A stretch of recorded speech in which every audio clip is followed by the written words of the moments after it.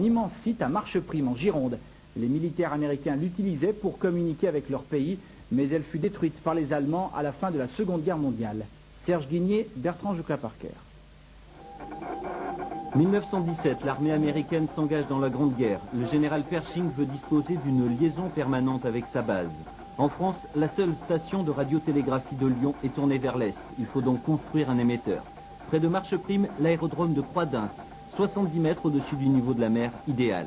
Une ville sort de terre, 20 bâtiments, 8 pylônes de 250 mètres de haut, 2 ans de travaux franco-américains. Le 21 août 1920, la station Lafayette émet.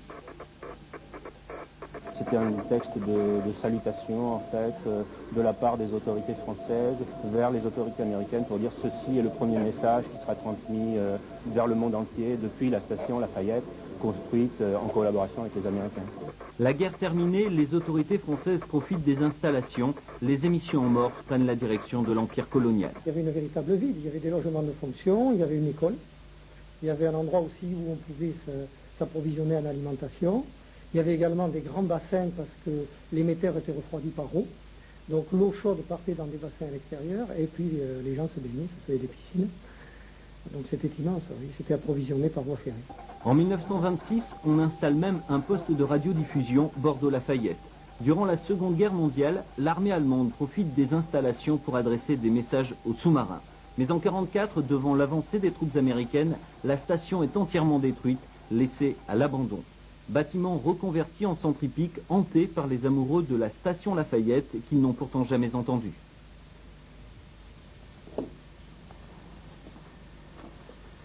Mon rêve, ça serait de trouver une pièce, entre guillemets, électrique ou électronique qui aurait appartenu à la station. Un morceau d'antenne, un isolateur, ou un morceau de poteau, ou quelque chose de plus technique, quoi. Pour son 80e anniversaire, le premier message émis de Croix-d'Ins est renvoyé. Sur le site, les pylônes ont cédé la place à de petites antennes, mais la transmission reste la même en morse.